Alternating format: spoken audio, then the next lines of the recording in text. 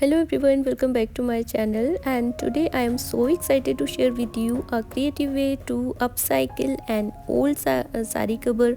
Even if the plastic is broken, don't throw it away. Let's transform it into a beautiful cloth box organizer. Before we begin, take a second to like, share, subscribe to this channel for more DIY tutorial, creative ideas or upcycling inspiration.